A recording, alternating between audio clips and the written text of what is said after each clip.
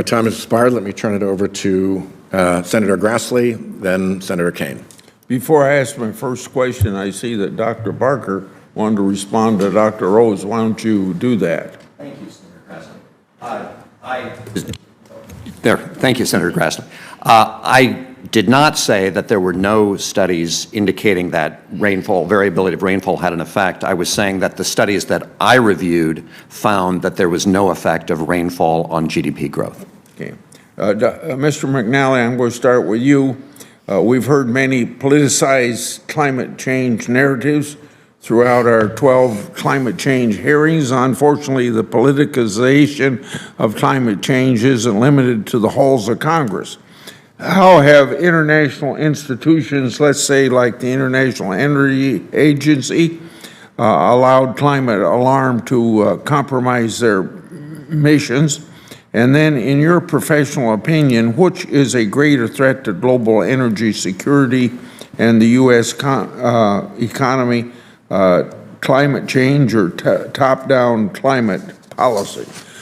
Thank you, Senator Grassley. The International Energy Agency was formed after the Arab oil embargo 50 years ago this month with a security mission, organize the collective use of strategic reserves, and then help us understand what's going on in oil and gas markets, including data and forecasts. And they have a bunch of hardworking, talented folks doing that, and their job is difficult. Unfortunately, and the saddest thing I've seen in my career professionally as a barrel counter, and someone spent most of his career just trying to predict what's going to happen, not influence it, is starting in 2020, the IEA stopped producing what we call current policy scenario or business as usual forecast, basically a base case that assumes policy in place today. They did that under environmental pressure because we were showing too much oil demand and too much oil supply. But by doing that, they deprived you and the Senate and the Congress the tool you need to use to make cost-benefit assessments of policy options. You also duped the world into thinking that we're headed towards peak demand really soon, and that's very dangerous. And from that, they then come out and said there should be no more investment in oil and gas supply. Again, I think I can think of nothing more dangerous and disastrous for our near-term and medium-term energy outlook and national security outlook than were we to effectively make peak supply real by banning investment in new oil and gas production. And in my view, no question, although I'm not a climate scientist nor a climate modeler, when I see things like President Biden's call to outlaw the use of gas and coal and gas and coal and electricity by 2035, or ban the sale or mandate the restriction sale of ICE cars, cancel the Keystone Pipeline, much less the IEA's call to ban all upstream investment, I have no question that those policies would be much more costly than any reasonable benefits we get in any other area, including climate policy. Wow, friends, they are moving forward with new relief plans.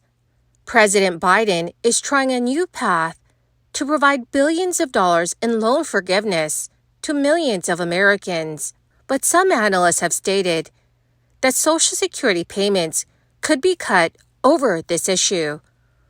Dearest friends, please do me a big favor and watch until the end of this video for more details on this.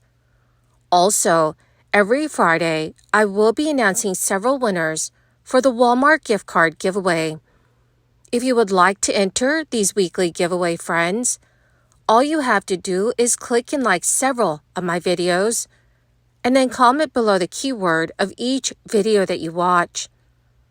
The more videos that you comment on, friends, the greater your chances of winning these giveaways. The Biden administration is making another attempt to create a new student loan forgiveness program and release some details on Monday about the types of borrowers being considered for eligibility.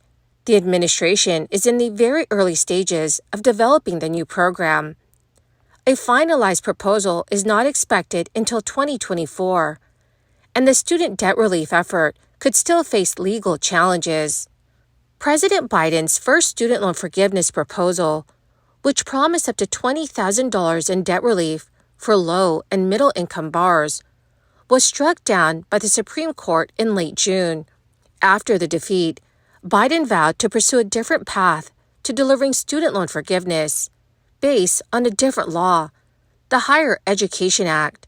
The new pathway requires the Department of Education to undertake a formal rulemaking process known as negotiated rulemaking, which typically takes months.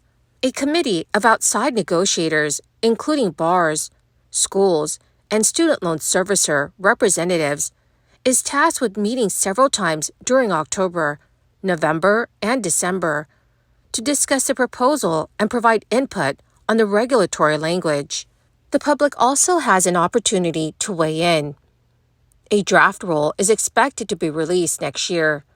A new student loan forgiveness program is unlikely to benefit the same bars that the initial program would have.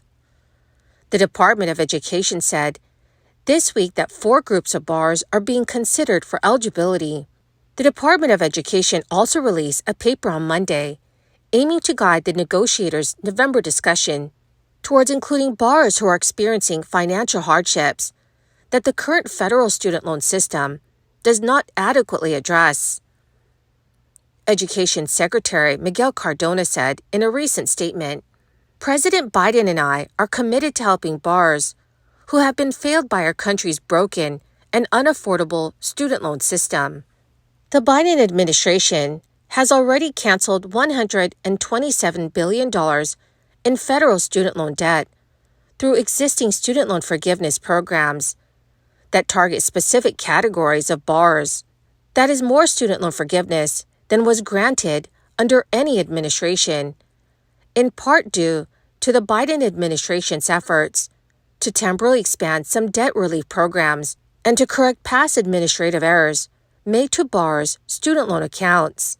Among the existing student loan forgiveness programs are the Public Service Loan Forgiveness Program, which wipes away outstanding student loan debt for public sector workers who have made 120 qualifying payments, and Bar Defense to Repayment, which aims to provide debt relief to those defrauded by their college. The Biden administration tried to implement a new student loan forgiveness program before the years-long crisis-related pause on payments ended, but the Supreme Court's decision hindered that timeline.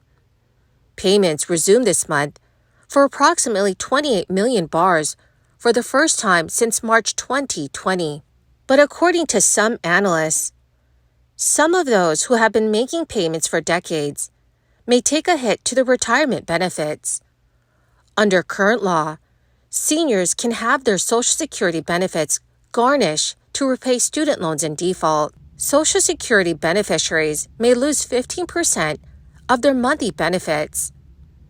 However, these benefits cannot be reduced below $750 a month or $9,000 a year, and SSI cannot be offset to repay student loans in default. Currently, about 6.2% of federal student loan borrowers are age 62 or older, and the average borrower in this cohort owes nearly $42,000 in federal educational debt.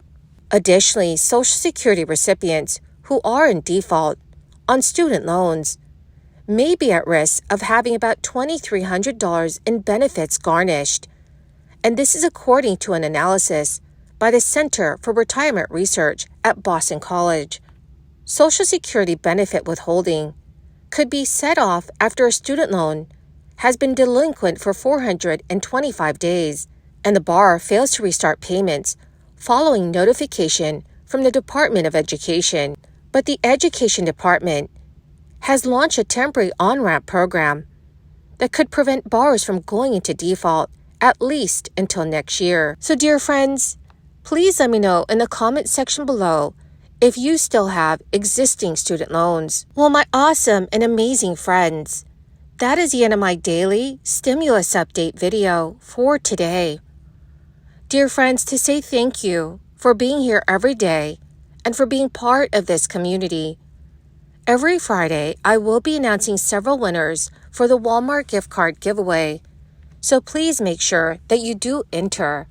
All you have to do, friends, is click and like several of my videos, and then comment below the keyword of each video that you watch. The more videos that you comment on, dearest friends, the greater your chances of winning the giveaways. Thank you, and have a wonderful and very blessed week.